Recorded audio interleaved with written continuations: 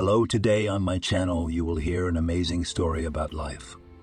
I hope you enjoy this story. This one struck me to the core. Honestly, I still can't forget it. Enjoy watching. Judy, a pretty but somewhat plain-looking girl of 21, was walking through the office of a trading firm. "Excuse me, can you tell me where the Human Resources Department is?" she asked a young man in a bright sweatshirt, ripped jeans, shaved temples on his head. "And there's the elevator. Go up to the second floor, get out of the elevator and turn right. There you'll see a door with the sign you want." The guy looked at Judy with curiosity. The young man's curiosity was understandable. Judy was dressed like him, the same sweatshirt and jeans, though of course not as expensive and fashionable. "I wonder who this guy is," Judy thought, thanking him and heading toward the elevator. All the employees were dressed in formal suits. "Hello." She timidly greeted a spectacular blonde in a business suit. "Have a seat." The Human Resources officer answered politely. "I'm listening. Do you need a cleaning, lady?"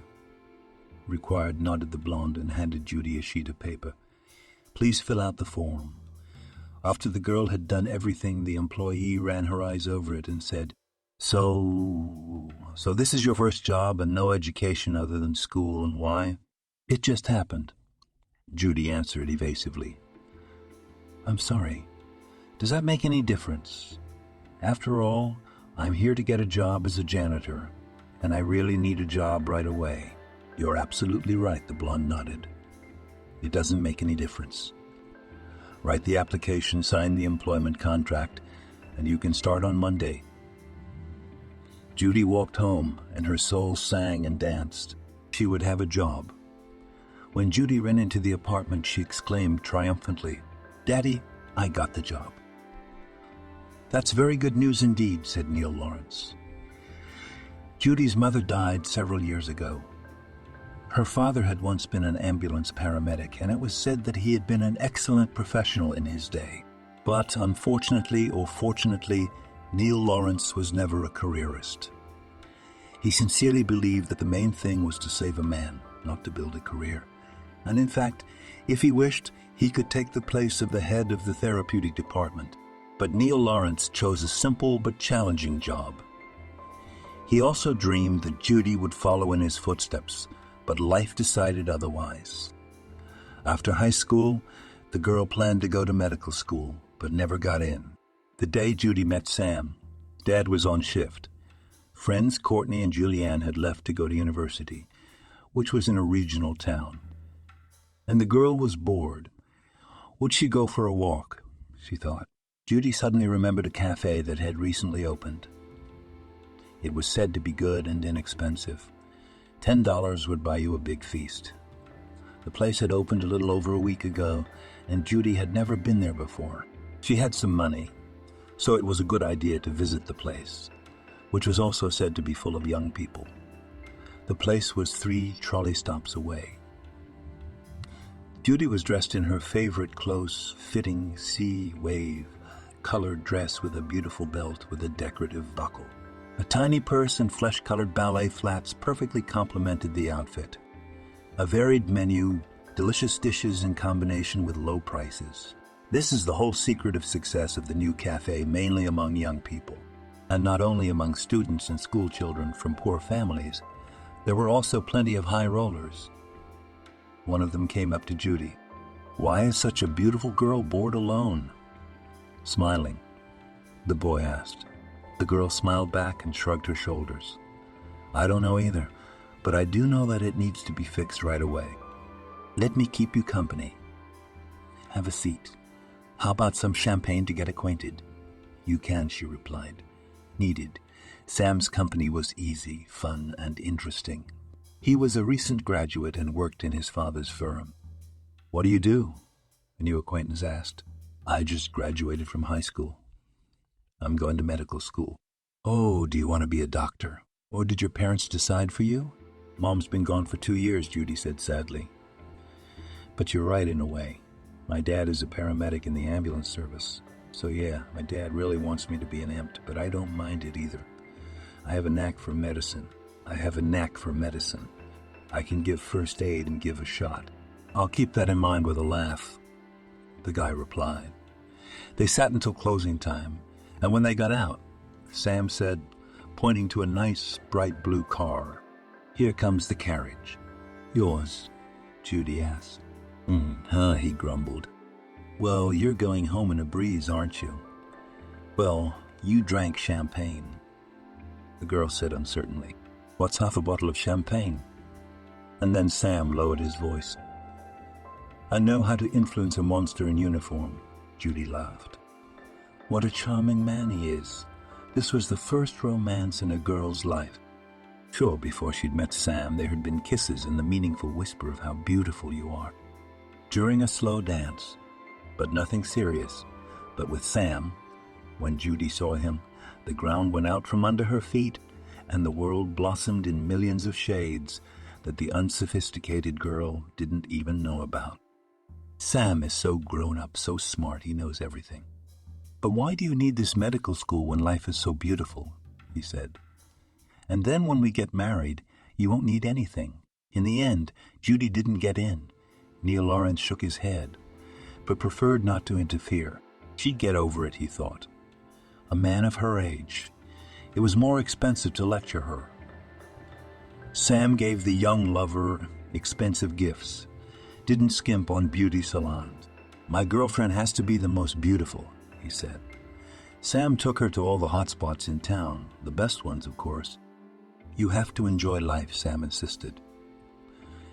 The young people had been dating for 3 years, and Judy was already mentally trying on her wedding dress, but the marriage proposal had never come. "So you give him a hint," Julianne advised. "It's awkward," Judy replied uncertainly. "But he's comfortable," Courtney snorted. "We must act." "Yes, but how do I give him a hint?" "You can do anything you want. For example, a wedding cortege is going, and you say, 'I want to do that too.'" "Oh, now you're giving me advice." Julianne laughed. "Judy will tell him and he'll go to the bushes.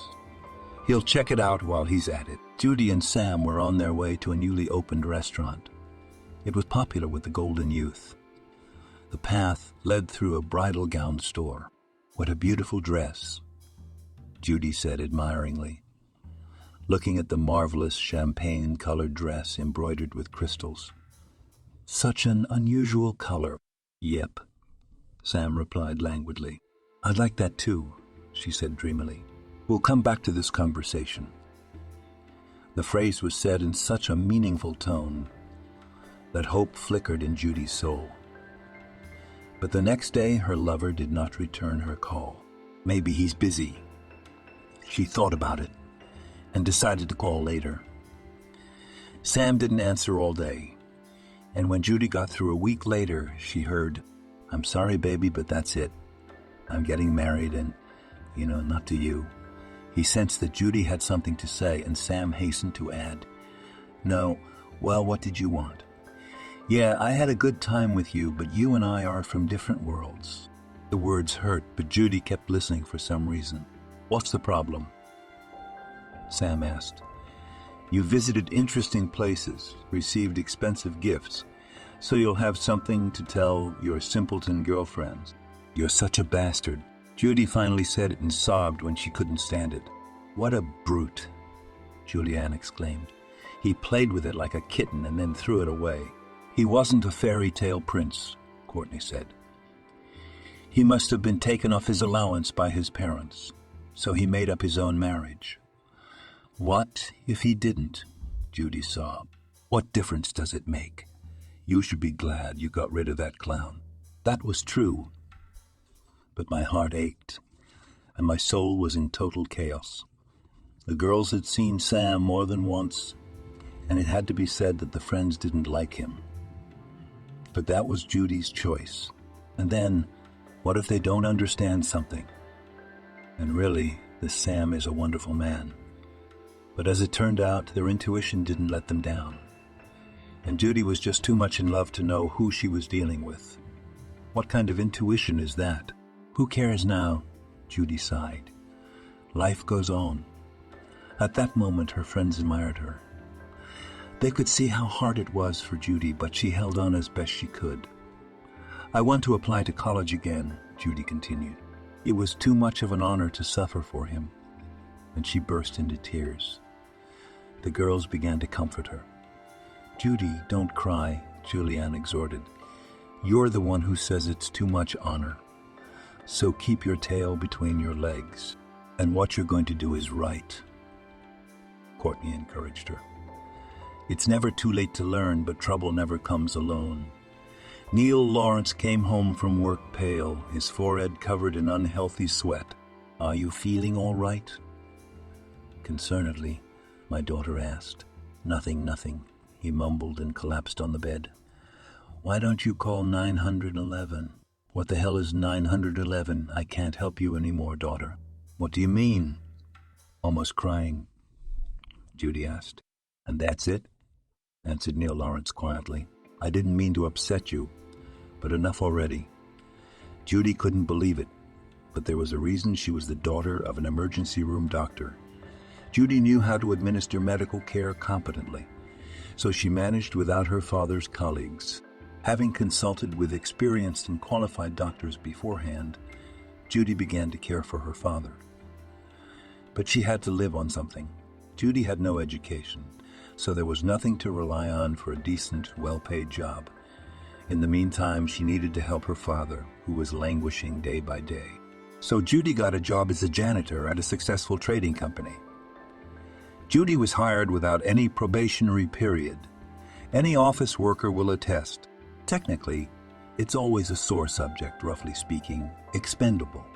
The pay is penny, so people work until better times, that is, until a better job, which Judy didn't even hope for. Any office has another distinctive feature of backstabbing intrigue. At the time of Judy's employment, Colin Franco was running the firm.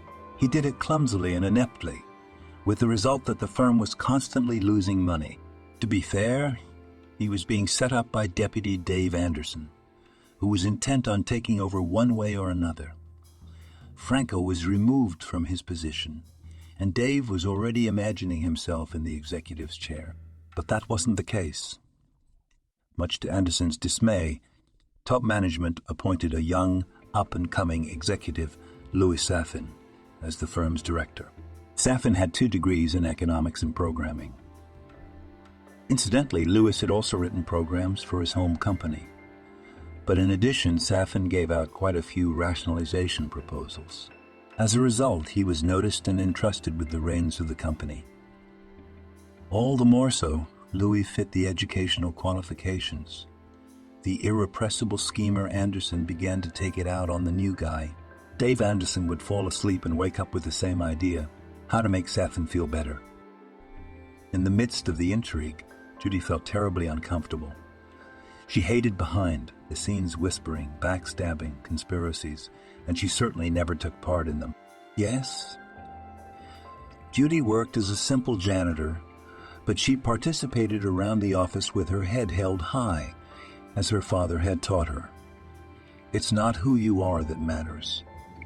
It's who you are," Neil Lawrence told his daughter. "Today you're my sleeper. Tomorrow you're running a company. Life is an unpredictable thing." For her disdain for intrigue and that proud, independent look, Judy was immediately disliked by half the office. But the girl reasoned so. "I have no children with them. My business to maintain cleanliness." Meanwhile, in the office boiled serious passions. Anderson began to seriously dig under the new director. Judy had wanted to tell Safin about it, but after thinking about it, she decided not to get involved. It was more expensive for her. If Dave Anderson decided to destroy the principal, the cleaning lady was nothing to him. Anderson would swat her like a bug, and the next day he would safely forget about it.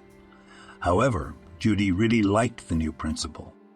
He had a heart, and Judy had a chance to see that. "Legs up, please," she said politely to Manager Heather, one of the sales staff. The manager didn't seem to hear her. "Lift up your legs, please," Judy repeated. "I need to mop the floor." "Since when does the cleaning lady tell me what to do?" Heather flared up. "I don't tell you what to do.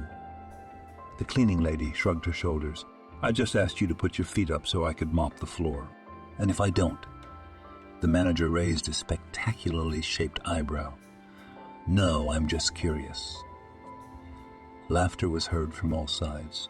I think I understand, Heather said. You'll probably get fired.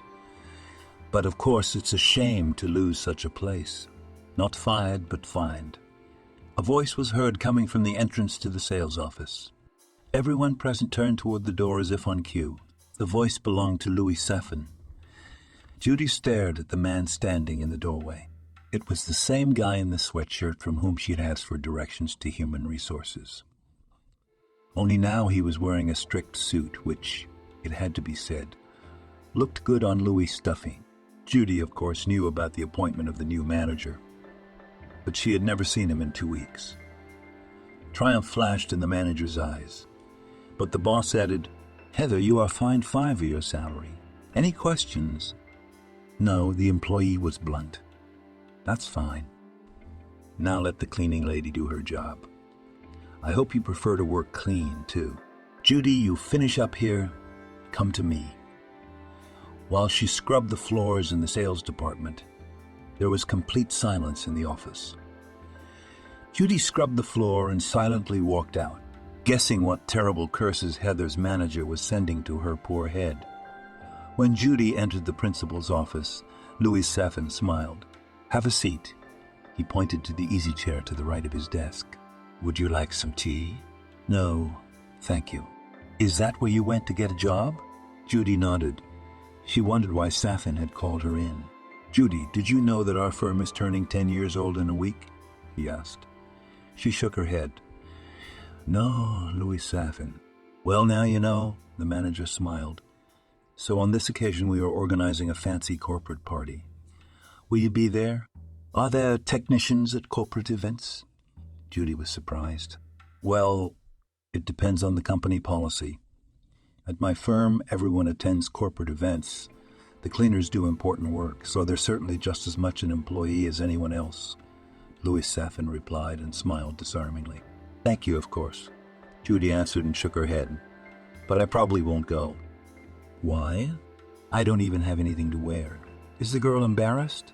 Well, that's not the problem, Safin grinned. We'll go to the store and buy you an evening gown, okay? Then you can come too. I should say not on account of the salary. It's from the heart. And now let's go, he added with a smile. That's an order. When they arrived at the store, Judy's heart ached. It hadn't been that long since she'd been here with Sam. Then he bought the girl brand, name jeans, and a turtleneck, which she heartily returned to him, along with the rest of the gifts. God, how many times can I think of him? Desperate, Judy thought. Well, take your pick, princess, offered Safin with a playful bow. The selection was splendid. The saleswoman proudly announced that the delivery was last night and asked what they were interested in. We'd like an evening gown, said Louis. For a corporate party, not too flashy, but smart, elegant. You have a beautiful figure, smiled the sales assistant, whose name, judging by the inscription on the pager, was Krista. So it won't be hard to choose the right outfit. In the end, they settled on a bright pink silk knee-length dress with an asymmetrical bottom. One shoulder was open, and the other was decorated with a puffy bow. The dress was paired with white shoes, stiletto pumps, and a pearl necklace. Well, the problem is solved, Boo said cheerfully. Thank you, Louis Safin thanked Judy. Oh, come on, Judy. Who knows? Maybe I'll need your help tomorrow. You never know what kind of trick life is going to pull. Judy, how would you like to have some coffee? There's an amazing coffee shop nearby. I know. The girl thought dejectedly. Judy knew the coffee shop well. She and Sam had visited it too. Anyway, Louis and Judy went there. At first the girl felt a little uptight. But that passed. They talked about everything in the world. Movies, show business, youth fashion. Louis Safin asked Judy, "This may seem like a tactless question, but why did you go to work as a cleaner? What kind of education did you have?" "I don't have any education. I need a job. After school I went to medical school, but that's just how it turned out." I see, the warden answered thoughtfully. Maybe in time I'll think of something for you in terms of training. A course or something, or, well, we'll figure it out. Not many people knew this, but Safin Louis Safin, now an executive with a respectable trading firm, grew up in an orphanage. The man made himself. While still in the orphanage, Louis had discovered an uncanny knack for programming. He bought a book, The Self-Study, and realized he was serious about programming. Louis easily got into the programming department of the Institute and graduated with honors. Safin wrote quite a few programs, worked with several trading companies and stores, a taxi company and a couple of logistics companies, but felt the need to pursue another specialty. Of course, the future was in it, technology, but you can't discount the competition. And Louis made the decision to get an economics degree as well.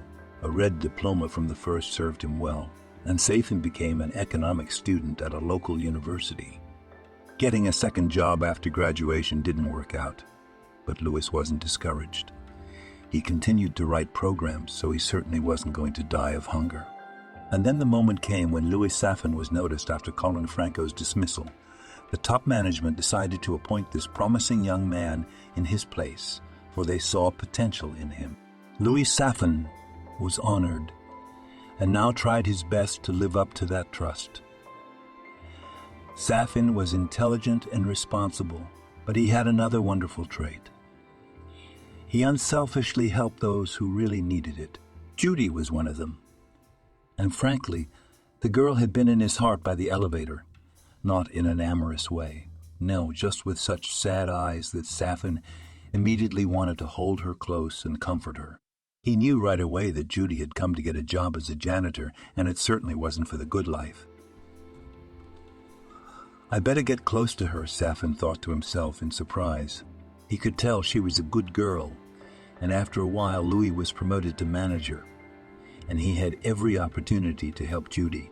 The incident in the sales department was an opportunity, and the upstart Heather, one of the managers, had unwittingly brought them closer together.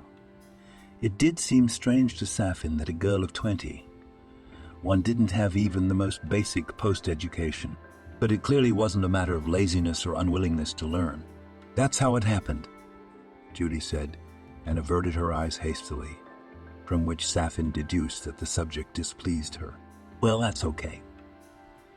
Maybe in time he'll find out about it. Louis wasn't lying when he said he'd think of something in terms of courses for additional or higher education.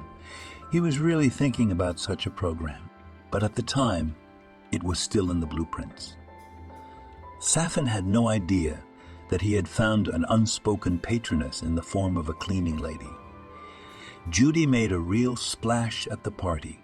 Some people did not immediately recognize the beauty in a bright pink dress as a cleaning lady. The male half of the office looked at her with admiration. But the girls wondered how clothes from an expensive store could change their appearance. The face seemed to remain the same, but the woman was transformed. Judy was mopping the floor outside the meeting room. She was about to open the door, but suddenly she heard voices, male and female. "What's in it for me?" flirtatiously asked the woman, in whom Judy recognized Heather unmistakably.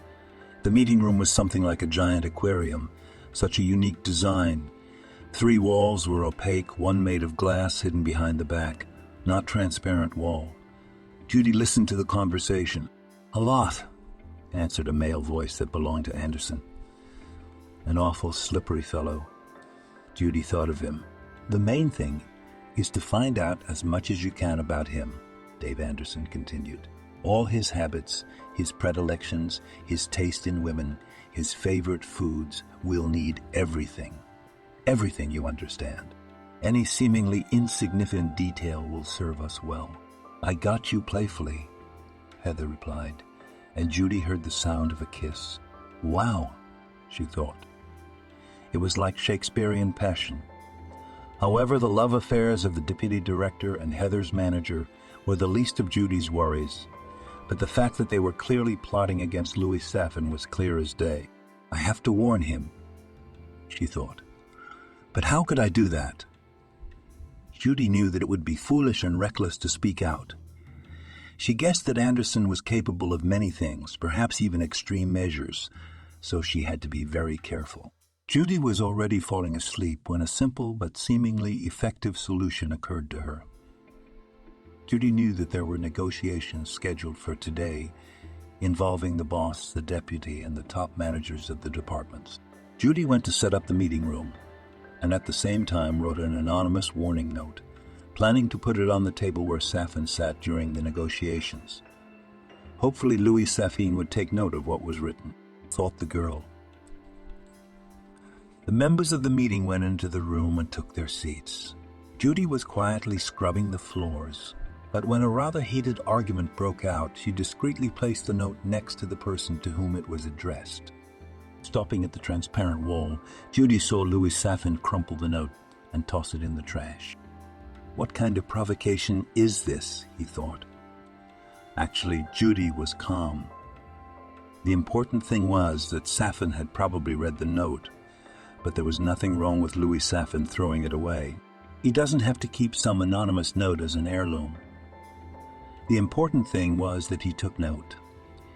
Judy didn't suspect that the note had been read not only by the addressee, though not quite, but still. The words threatened danger caught Anderson's eye. But in the end, the moment turned out to be a boon, and Judy had played no small part in it. She frightened off the intruders with her note, and the conspirators began to sharpen their grudge against her. It cost them nothing to put two and two together and eventually figure out whose handiwork it was to record it. It was all the sweeper, Anderson said, spinning around out there, doing her job duties. They take us for idiots. If it's not her, Heather said thoughtfully. You too. He slapped himself on the knee. There was no one else to slip the note in the middle of a negotiation, and she was coming to the table. She was coming to the table. I'm telling you. Anderson was tearing up and tearing down.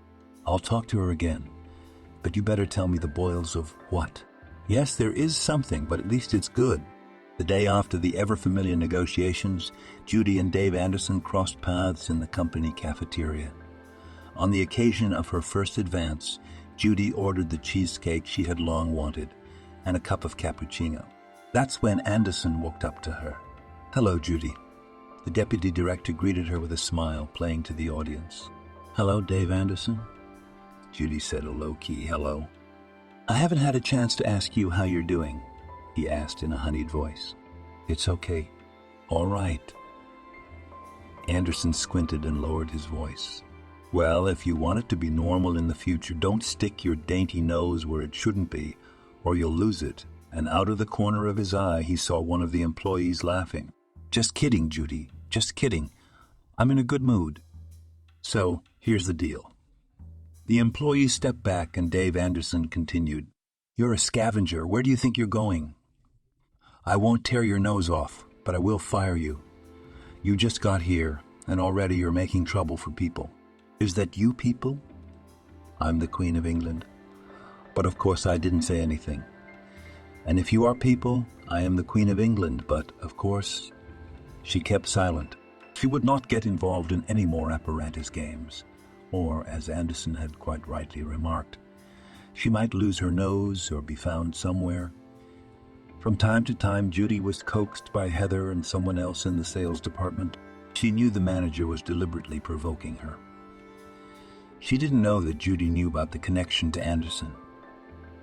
They're probably waiting for Judy to give her letter of resignation. But Judy was in no hurry to quit. She needed a job because her father was dying. There were no alternatives, so the poor janitor had to endure the abuse. To think. Only Judy sometimes thought, not so long ago I was out clubbing and shopping in the company of a rich man, and now I was enduring the blatant taunts of that upstart Heather, the deputy's mistress, for crying out loud. Judy mopped the floor, locked the inventory in the back, and headed for the bus stop. There was a kitten sitting on the bench, meowing pitifully, looking at the girl with green eye. Judy stroked the kitten, and it started purring and rubbing against her hand. The girl picked up the kitten and placed it behind her sinus. There, she whispered. Now you will have a home." The bus came, and Judy drove home, sincerely hoping that the appearance of this warm, fluffy lump would cheer up her father. "Daddy, I'm not alone," shouted Judy. She went into the room where Neil Lawrence lay and showed him the foundling. "Isn't he cute?" she asked her father. The man nodded. He smiled weakly. Tears glistened in his eyes. "What are you doing?" No, it's okay. It's all right.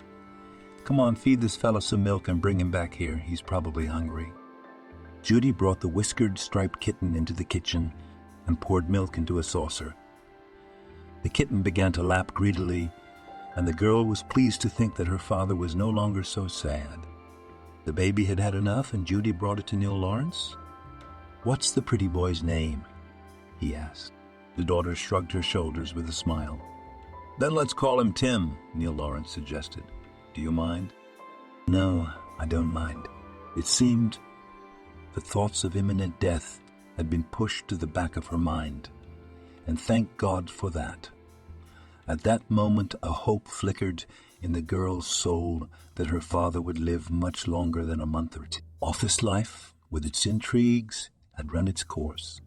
Judy prudently decided to lay low, for it was safer, or else Louis Saffin would not be helped, and she herself would be set up to the fullest extent. After all, the top brass had money, connections, and what did she have? Nothing but an honest name, which to the likes of Anderson and Heather's manager isn't worth a penny. And then there's another event. It's Anderson's birthday in a week, which Judy had heard he was going to celebrate at the office. Everyone was invited. After that conversation at the cafe, Judy wanted to refuse. How could she go out and party in honor of someone who had threatened the other day? But then the girl decided to go. Who knows what the birthday boy would pull? Anderson was sitting in his office, talking on the phone. "Hello. Can I order a birthday lunch for the office by a certain date?" "That's fine. And the girl also has some special requests." Dave Anderson's birthday was celebrated in the conference room. The table was overflowing with gourmet treats. "Louis Saffin, I have a personal treat for you," he proclaimed, "not to be flattering, but don't insult me on my birthday." "I didn't even think about it," Saffin answered cheerfully. "I wonder what you have in store for me, my esteemed deputy." "An original meat salad and an equally original wine." The meat salad was like a cake. Saffin liked such layered salads in the wine. A rich, dark burgundy color was begging to be eaten. Louis Saffin took a sip of wine, snacked on the salad, and after a couple of minutes began to choke. The boss's face turned red. He began frantically loosening the knot of his expensive tie. "Louis Saffin, are you ill?" the guest of honor exclaimed. The boss nodded. Someone shouted, "It seems to be an allergic reaction to a certain kind of food," Judy said, noticing the rashes on Saffin's skin, which seemed to be getting bigger and bigger. "Very serious, dangerous to my health." The girl touched the headmaster's forehead and noted the rise in temperature. "Louis Saffin, do you feel sick?" she asked. "Nausea," he whispered, and lost consciousness. "It's anaphylactic shock," Judy stated, and started giving Saffin artificial respiration. "For allergies?" someone asked in amazement. "I think it was Margaret Lawrence in Human Resources." "What is she doing dumping anyway?" Anderson exclaimed with indignation. "Did you call 911? Cold. Judy, ignoring her co-worker's remarks, continued to do her job. She was well aware that anaphylactic shock resulting from an allergic reaction can cause loss of consciousness or even cardiac arrest. To avoid all of this, massage and artificial respiration are performed. I wonder what Anderson gave him. It just occurred to me, and it's definitely him. After PR, Louis Saffin began to regain consciousness little by little. And then the ambulance arrived, and after examining Saffin, the doctors confirmed Judy's assumption. "What kinds of foods are you allergic to?" The doctor turned to Louis Saffin. "On the med," the boss groaned. "And what? He ate honey?" Everyone shrugged their shoulders. and Judy asked his deputy firmly, "Ah, Dave Anderson?" "Well, how can I put it?" "Dave Anderson," the girl repeated with open menace. "Well, I wanted to present a personal treat," Anderson said. "A wine made with honey and a meat salad, and they put honey in that too for flavor. Well, I didn't know Louis Safin was allergic to honey." "He's lying," Judy thought. The only thing was how he knew it. And then she realized how. She remembered a conversation she'd had. "You don't take care of the manager." The doctor shook his head. "Would you have found out what it costs before you buy it? If it wasn't for the timely and professionally rendered help, we'd be gathering for the funeral now." "That's the way it is." Everyone was quiet. That was quite a birthday party. Louis Safin was taken to the hospital. The day after work, Judy went to visit her boss. When she saw her savior, Safin smiled. "So I owe you one," he said. "So, in debt," Judy objected, "and the dress?" "You made the comparison," Louis laughed. "Yeah, I almost went to my death because of some misunderstanding." "And this is a misunderstanding," said the girl quietly, but significantly. "That is." The boss got nervous. "So I guess you didn't take the note seriously," Judy shook her head. "It's not that he didn't accept it," Louis Safin stretched out. "But an anonymous letter is an anonymous letter, you know." "I understand," she nodded. "But there really is a whole conspiracy against you. Now, Anderson will probably calm down, but—" "Anderson?" interrupted Safin excitedly. "Are you sure?" "Yes, I'm sure," Judy replied, and told the director everything she knew. He set up the old principal, too.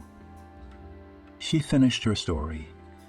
"He wanted to take his place, but he miscalculated, so he came after you." "What a fool," Safin stated. "If he'd been patient enough, he would have been appointed. Franco was going to leave. He was going to leave. He was going to nominate him. But in the end, he chose me. I didn't want power, by the way. But as they say, take it and thank you, Judy, very much." Louis Safin, without delay, hired a private investigator. Safin summoned him directly to the hospital and outlined the situation. "Understood," nodded the little spoken man of no particular age. A week later, Louis Safin was discharged. A private detective paid him a visit before his lunch break. The report was shocking, to say the least. It turned out that Dave Anderson owed a fabulous amount of money to a rival firm. "How did that happen?" Safin asked perplexedly. "Dave Anderson played the stock market, hoping to get rich. But in the end, Anderson went bankrupt and owed serious people money. It just so happened that his debt was bought out by employees of a rival firm. So Dave Anderson became a puppet in their hands. As for the attacks on Franco and then on Safin, he tried to take over as director, so he could have access to all the assets and pay off the debt, living from paycheck to paycheck, even given that it was the salary of a deputy director. It was quite a challenge to close that kind of debt. But since Anderson understood that he couldn't do it alone, he got an accomplice manager from Heather's style sales team, and I must say Dave Anderson was right to choose an accomplice. The vain lady was flattered to walk around as a battle buddy, and even as the mistress of the deputy director. Besides, Heather hadn't forgotten how Safin had told her off in front of the whole department, sticking up for some cleaning lady. Dave Anderson had been kicked out of the firm. Now he wouldn't even be hired at the most shabby firm. Heather was dealt with more humanely. Louis Safin offered to give her a letter of resignation. However, it was made clear to the former manager that her chances of a successful job in the future were negligible after the firing of Dave Anderson, who, incidentally, was disliked by many. The atmosphere in the office became more benign, as if something sticky, unpleasant, and sinister had disappeared. "Even the air is cleaner," the manager once said. Well, there's really nothing to contradict that. After that incident at Anderson's birthday party, everyone had a lot of respect for Judy. "Is that where you learned how to help?" asked her one day by a cafeteria worker. "My dad was an MT," Judy explained. "Was? He's not working now for health reasons." The barmaid was a big talker, so the whole office knew about it the next day. Judy was mopping the floor when the sysadmin came up to her and said, "Judy, the chief wants to see you." "You wanted to see me, Louis Saffin?" asked Judy, who came in. "Yes, Judy. Have a seat," he smiled. "Tea. Coffee. I'd like some water." "No problem." Judy took a sip of still mineral water, and the boss said, "First of all, I want to thank you again for saving my life and give you a bonus for catching particularly dangerous criminals." "Thank you, Louis Saffin." Judy laughed. "And I also want to invite you to the restaurant," said Saffin, looking carefully at the girl.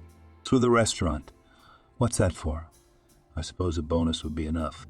"Think of it as orders," grinned Louis Saffin. "And orders from superiors are what? Out of the question." Judy nodded. "That's right.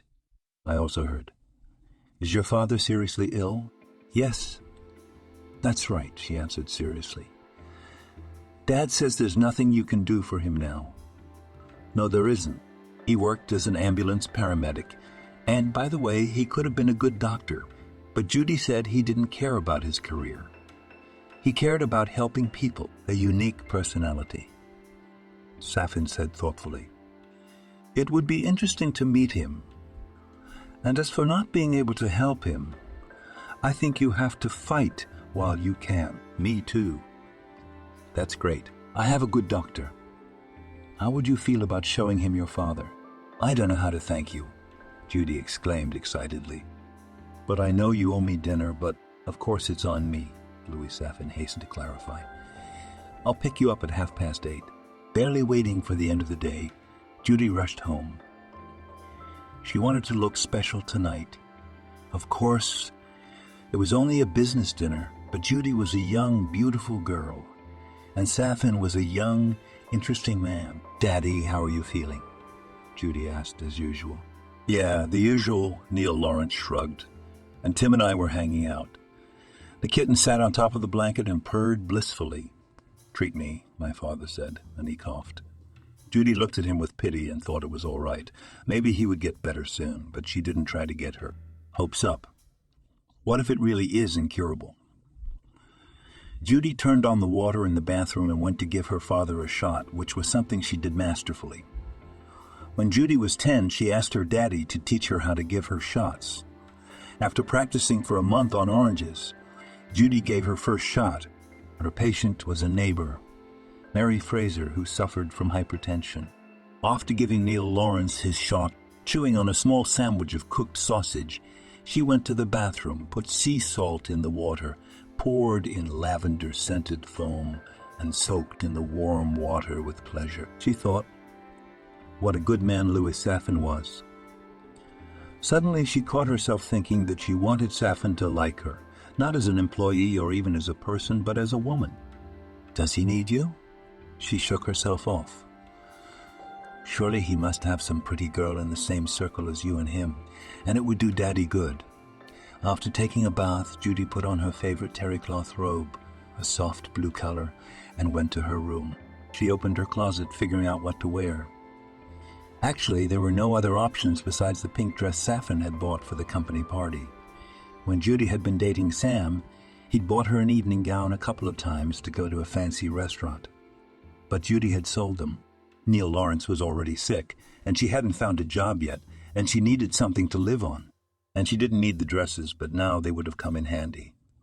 Frankly, Judy did not want to put on a new dress. It was certainly very pretty, and her slim figure emphasized it, but now she wanted to show that she had other things. After all, Judy had worked for almost a month.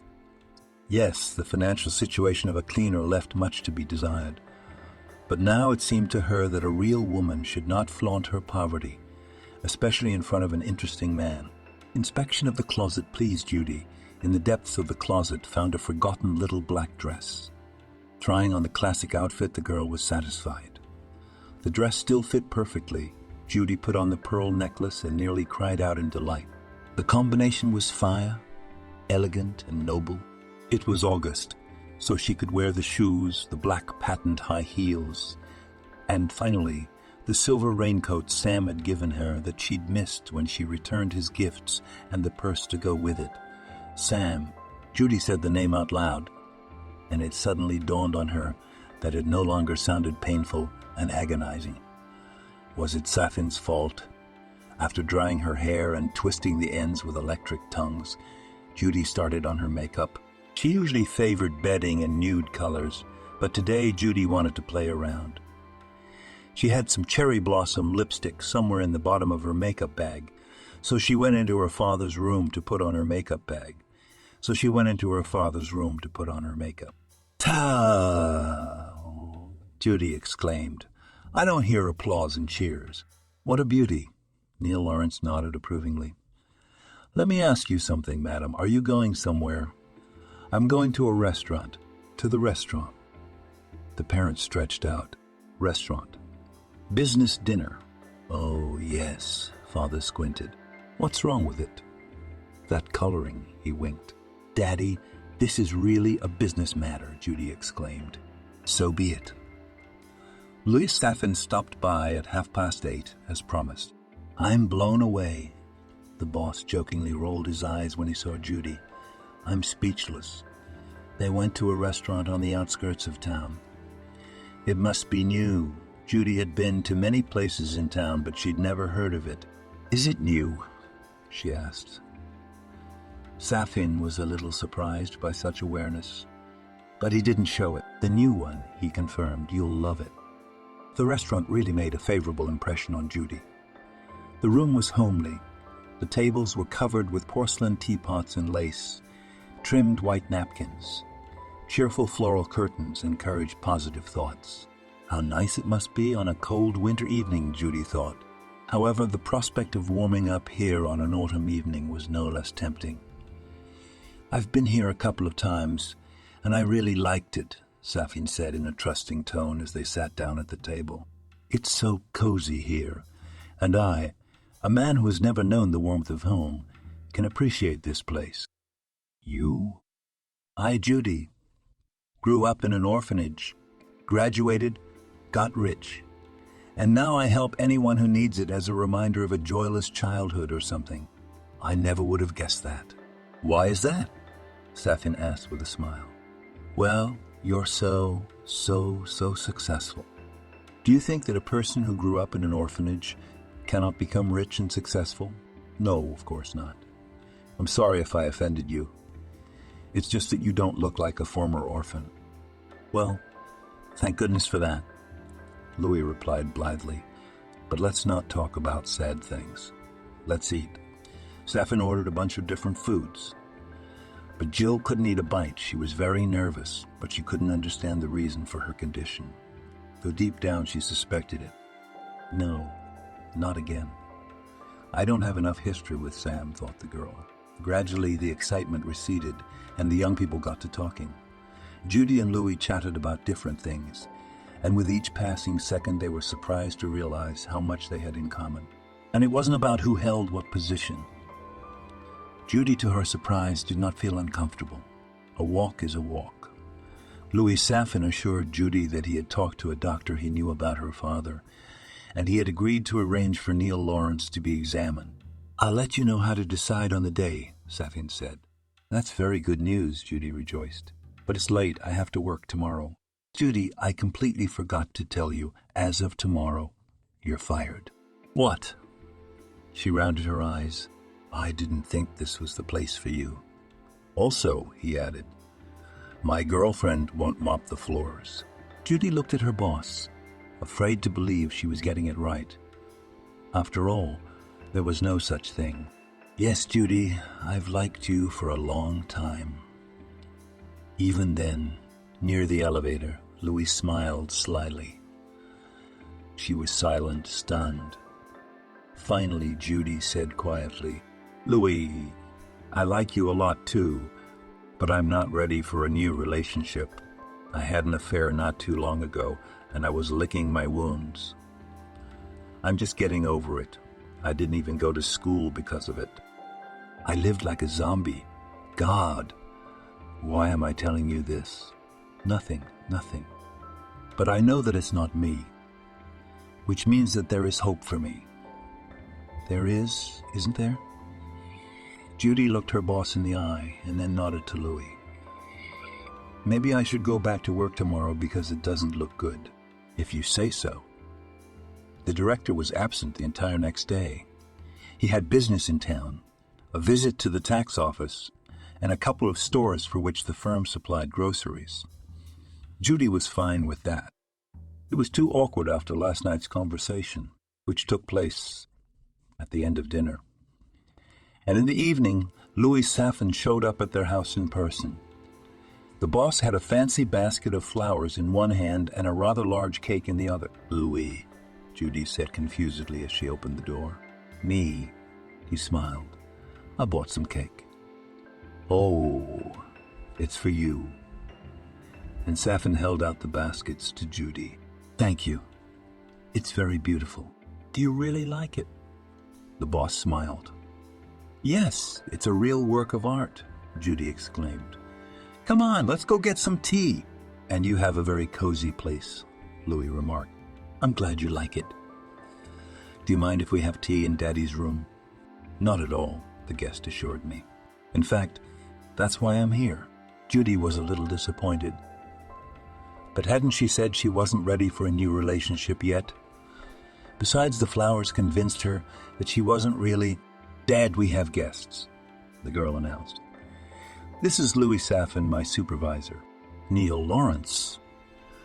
The owner of the house introduced himself and extended his hand to the guest, looking at him with interest. "How long have you had health problems?" Saffin asked sympathetically. "It's been months since," I sighed sickly. I had already got used to the fact that I would soon be gone and would not see my grandchildren. "It's sad, but I can't help it. So here it is." Neil Lawrence stated his guest in a tone that could not be objected to. "Tomorrow you're going for a checkup. Then the doctors will decide what to do with you. So don't bury yourself. Empty." He waved his hand. "And I say don't give up. As long as the person is alive, there is hope. So tomorrow we go to a very good private clinic." "With what money?" Neil Lawrence smiled sadly. "Now, that's not your problem. Did you know that your daughter saved my life?" He didn't know anything, judging by the man's surprised face, and when Louis told him how Judy had given him first aid at that ill-fated corporate party, he blushed with pride. "My school is pleased," said Neil Lawrence. After tea, Judy went to see her guest off. Louis shoehorned into the hallway and looked intently at the girl, and a few seconds later the young men were already kissing passionately. "Judy, I can't do this," he whispered. "I love you. Don't tell me you don't feel the same way. You're right." Louis left Judy, looked at himself in the mirror, and smiled happily. Tim ran out into the hallway and meowed demandingly. Probably hungry. Judy fed the cat and heard her father calling her. When she entered the room, Neil Lawrence asked, "I assume you had a business dinner with him?" "Nothing can be hidden from you. He's a good kid." My father winked. "What's that got to do with anything?" Judy flashed. "That's how it is. I was not born yesterday." Louis and Judy's relationship was developing rapidly, and they didn't advertise it. But an office was an office. It never occurred to anyone to make fun of the lovers. But Judy was uncomfortable. "I told you to quit." Saffin laughed. "You won't need anything with me. That's what Sam said." And how did that work out? But thank God this time it was different. First of all, Louis had given Neil Lawrence the hope that he would still have grandchildren, even great-grandchildren. After comparing the results of the examination of 2 months ago and the current doctors from the private clinic whistled in unison. "Have you ever seen anything like this?" Ryan Whalen, Saffin's buddy, exclaimed in amazement. 2 months ago it was a candidate for the next world, and now it's improved. It was nothing short of a miracle. When Neil Lawrence was told that after appropriate treatment he would recover and live for decades to come, the man was not surprised. He honestly believed that his new 4-legged friend was a real healer and that his girl's life had improved. That was God's own way to live. Neil Lawrence spent a month in the hospital, and Judy and Louis visited him almost every day. The daughter also gave her father another feast of the soul. Louis Saffin launched an on-the-job training program for his employees, for which they were grateful. He signed contracts with training centers specializing in continuing education. The application process for medical school was already over, but nothing was impossible for Safin. Connections are a great thing. One beau wouldn't let me study, the other, on the contrary, gives me the opportunity. Ironic, Judy thought. When she told her father this, Neil Lawrence rejoiced like a child. The dynasty of doctors will continue. With feeling, he said. On the occasion of Judy and Louis's graduation from freshman year, they decided to have a small family celebration. They celebrated, in the smallest of circles, the celebrant Louis and Neil Lawrence, who had made a full recovery from his illness. Louis and Judy had long lived together in his posh downtown apartment. And now Judy was doing all the housewifely chores, cooking delicacies, and making herself pretty. Well, well, my husband exclaimed when he came home from work. When did you have time to do all this? It's really not that complicated, Judy replied modestly. While the dough is coming up, I make one salad, and while the cake is baking, I make another. Really, it's nothing complicated. He shook his head doubtfully, and Judy laughed. Lawrence, when will he arrive? He promised to be here in 40 minutes. I'm going to get cleaned up and start setting the table. You're my mistress, Louis said affectionately and kissed her on the top of her head. When Neil Lawrence arrived, the table was already set. Congratulations, daughter, said her father, and handed Judy a bouquet of bright crimson roses. When everyone was seated at the table, they drank a glass of champagne and satisfied their first hunger. Louis asked for a moment's attention. Judy, congratulations again on graduating first year, he said. And after a pause, he took a red velvet box out of his shirt pocket and added, turning to his guest, Neil Lawrence, I want to ask for your daughter's hand in marriage. I'm all for it, the father-in-law, to be assured me, as long as Judy was okay with it. Judy didn't mind, the girl replied fondly, looking at the man who was now surely her fiancé. Then we'll go tomorrow to apply, joyfully proclaimed Louis. The wedding was set for August 2. Judy, the new groom exclaimed. It just hit me now. What is it? On August 2, you came to apply for a job. Do you still remember that? Judy was surprised. Beloved, I remember everything about you. Listen, why don't we go to the office? I think you'd be very welcome there.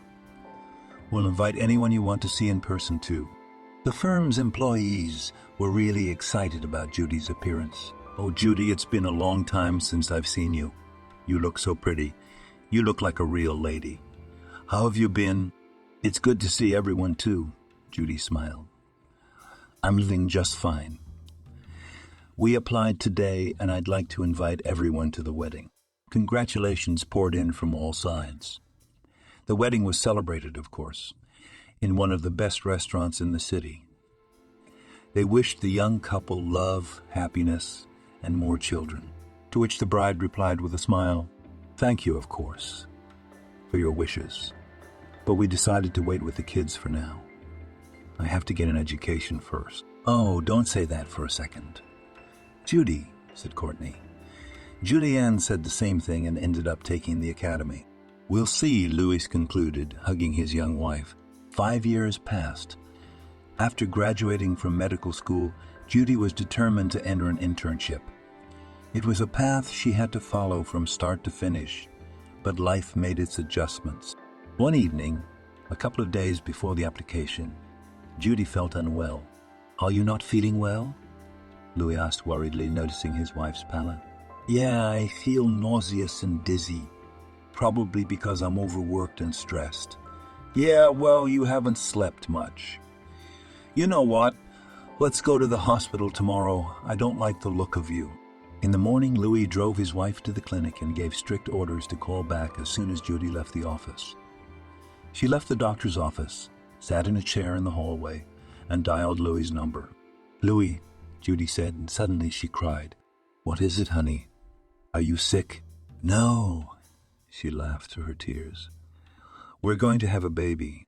Louis screamed so loudly that Judy took the phone away from her ear. Have you heard all this? I'm going to have a baby. She heard the congratulations and cried for joy. Judy, congratulations are in order. And you know what? To hell with work. I'll pick you up now, and we'll go home and have a party for the two of us. I mean, the three of us. Yes, she answered, and laughed happily. I'm on my way. I love you so much. And I love you, Judy replied with a smile and passed out. Thank you for watching this video to the end. Subscribe to the channel. Like it, write comments if you like the story, and see you on the channel.